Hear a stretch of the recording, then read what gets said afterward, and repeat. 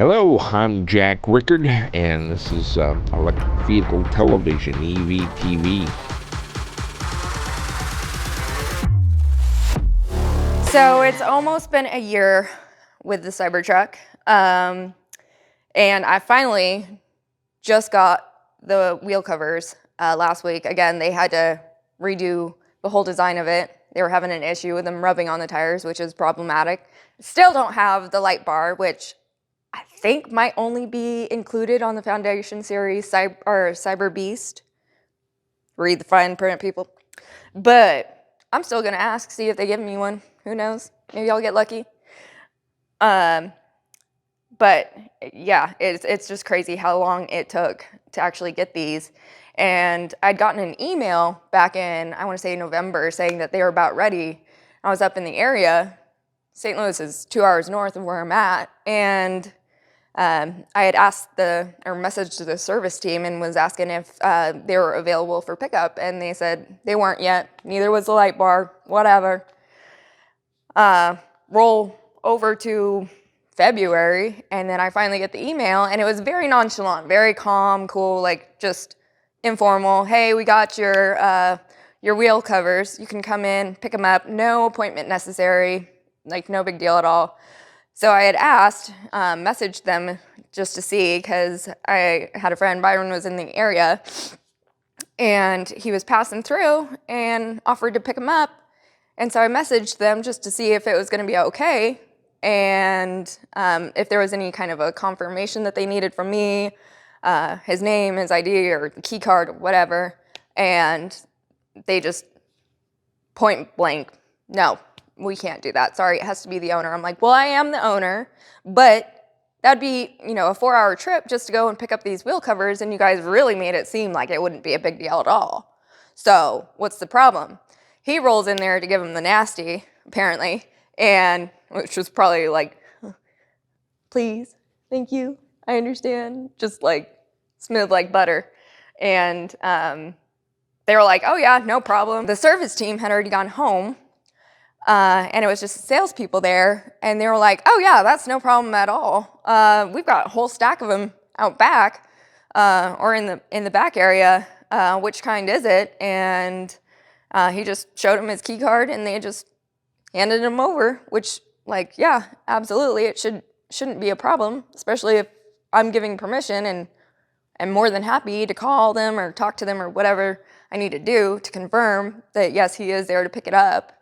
But yeah, that's another matter of, just the availability of all the service centers, and whether or not you're close to one. It can be like a quick pickup, no big deal, but if you're a little further out and you have to travel a distance, just to pick it up, it's just a matter of convenience.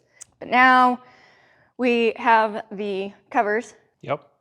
They are sitting in the bed of the truck, and in the meantime, we had to make do. So we 3D printed these covers so it wasn't exposed, because it was catching a little bit of rust and dirt and dust and all kinds of stuff.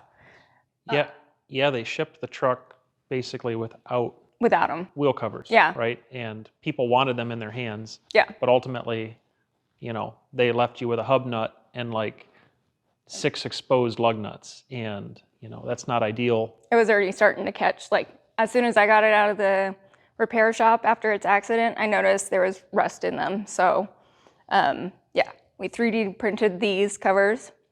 So we're going to have to pop them off. So you can see how like rusted it was in there. So I needed to have some sort of protection.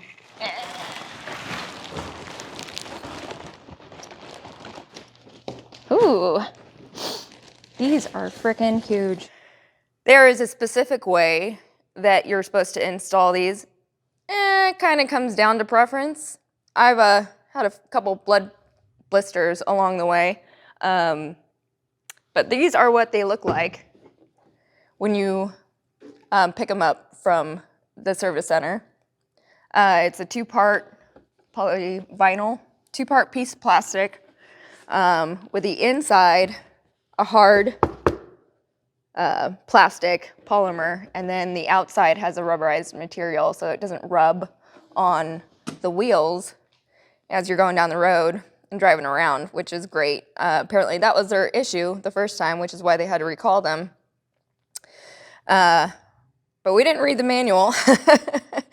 And we learned that this inner ring is supposed to be removed. It comes off while the clips are hiding, but you can see over here, the outer edge, the inner one, and then the inner ring that clips into that. And they line up with these corners.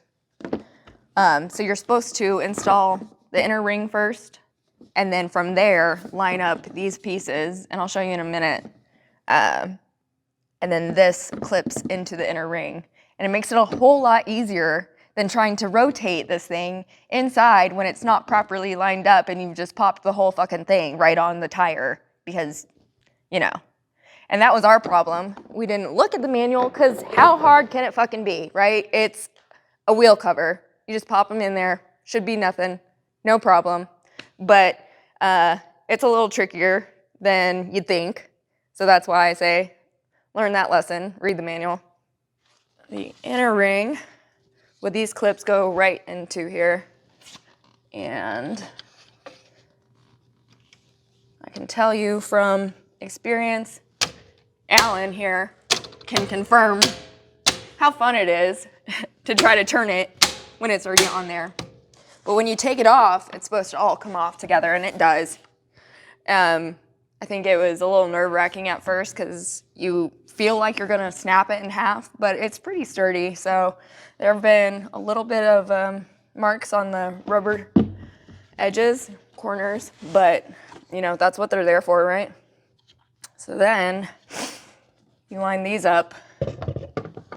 Otherwise, you do run the danger of having them rub up on the wheel, and we tested that even at the lower.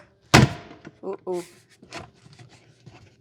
It's a little bit easier to adjust when it's not fully on there yet, too.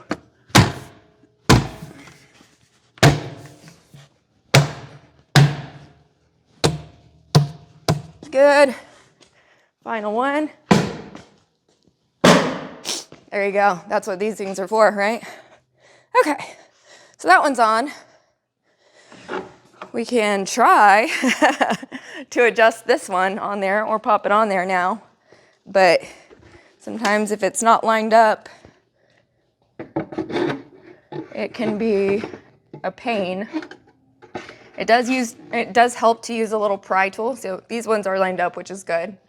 But when you go to separate them, if it's not completely hidden underneath each one of these outer or inner ring clips, it can be difficult to get to, and you're probably going to be looking at blood blisters. If you don't really care, then that's fine. If you want to use a tool, it's pretty much impossible to get to with it hiding underneath these things.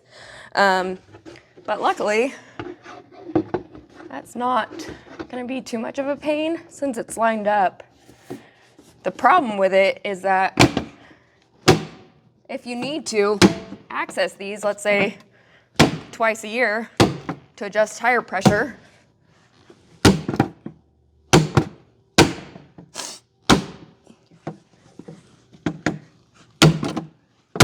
you're going to have to get good at it.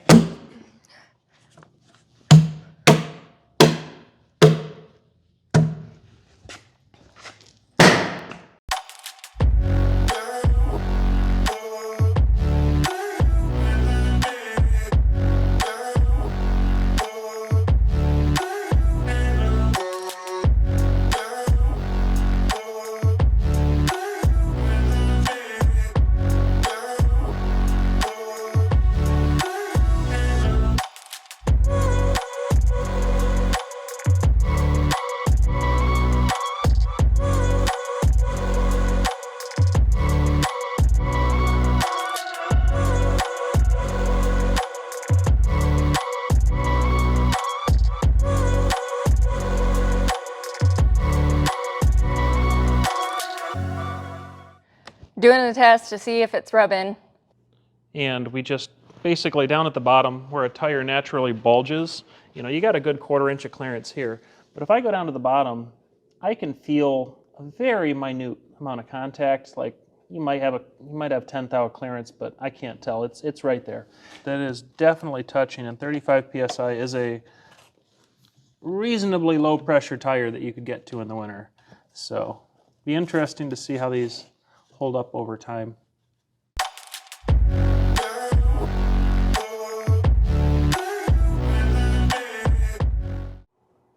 No, but it's definitely touching, but it's it'll have to be an over time thing to see, because I'm sure they corrected whatever life testing problem they had with tires rubbing on the wheel covers. It definitely has a different look compared to the small caps that we had printed. It looks more sturdy, more robust.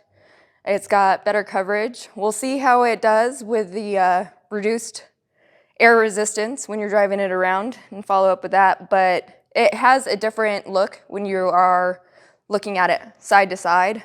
It made the tires look like they were even lower down, which they weren't, but I guess it's just a matter of preference. Let me know what you guys think. You like them? You hate them? At least it makes sense. It's all integrated. It's like part of the whole look of the Cybertruck, which is, you know, its own unique kind of beast, but I like how they have these markings on there, and it works with the cover too, so that it kind of is a little bit self-explanatory for when you're going to install it or how it's supposed to line up. I really wish that they had a way to access the pressure valve, but who knows, maybe they are gonna work on it, or maybe someone else is gonna figure it out. And that's how you put wheel covers on a Cybertruck. I'm excited to see how it takes down on the air, though. Makes it hopefully a little bit more aerodynamic. Yeah, see what the range efficiency increases too. We'll be checking in on that. Stay tuned.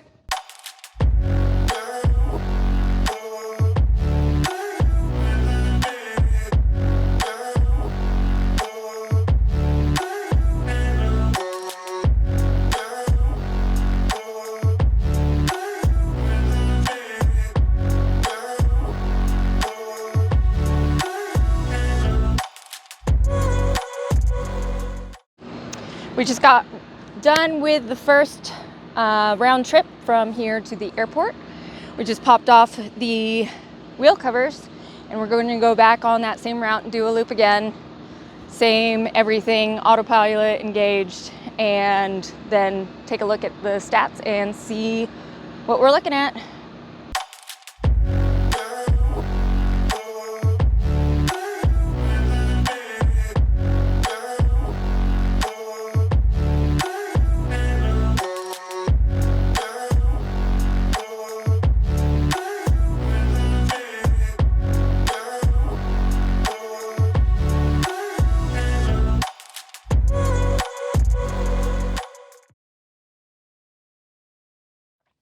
So we made it back alive. Yep. It was a little bit rough. It was fun. No, it was great. It was a quick test. We went north of town to the supercharger, just right next to the Veterans Hospital. And we did the test, starting off there, topping off at 75% charged. Had the planned route of going south on I-55 to the Cape Regional Airport, turning around, going back, topping off again, taking off the covers, and then doing the same thing. The one thing I didn't note was that it was in the hurry mode. Although it had suggested I start off at 70 miles per hour, it had pumped up the speed to about 78. So each time after a couple miles, I drop it down to 75 max, just to keep it consistent, because we had already started the test and wanted to just keep an even test throughout the next phase of it, which was without the wheel covers. Yeah, so a little bit of our test methodology, basically we kept the weight the same. So we had the wheel covers, we had 4 people in the vehicle. We did restart at the same gas station, supercharging station each time. Some snacks may have been acquired, so we picked up a few extra ounces of weight, but essentially that was negligible. The climate in the vehicle was set to 69 degrees, and it's 41 degrees outside. The entire test was kind of completed within about an hour or less. So any, influence of changing weather conditions was also quite minimized. And ultimately, our results of wheel covers on versus wheel covers off, we had about 566 watt hours per mile with the wheel covers on and 577 watt hours per mile with the wheel covers off, which equates to 1.94% in our test. Now, things that could influence your physical test ultimately are different wheels, different tire packages. There's several different wheel cover packages available for the Cybertruck.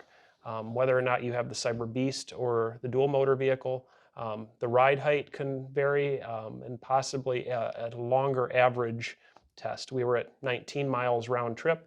And if you did a full 200-mile test, you may get a slight variation. But our test results showed about a 2% change. So overall, definitely benefits to have the wheel covers on. Mm-hmm. Nice hat. Yeah, you'd never believe from his spiel, sounding so studious and scientific, that he was actually the winner of this hat from AvCon. It was you have to, when you're doing autocross, take the bolt around backwards. That's just something that has to happen. What was it called? The Studafed? The slalom. The slalom. Is that what the official? So when I do title solar of that car is called? dynamics testing, we have a slalom test, and the Slalom. solar cars have to go through 7 or 8 cones in a certain amount of time. And a lot of the teams say Backwards? it's difficult. No, forwards. A lot of the teams say it's difficult. So a lot of times I'll just go out there in the bolt and do it backwards, fully loaded with people. So, you got to do things forwards and backwards sometimes. Absolutely. Yep. Nice hat. Overkill is always appropriate. So that's what we found. What have you guys found in recent tests? I'm not sure what everyone's been running. Yeah. Kyle, go around the transit with the moon covers on and see how much difference we get. I'm Let sure us he's know. already been doing it, right? He just needs to share. Exactly. Let's hear it. Leave feedback in the comments. And some merch.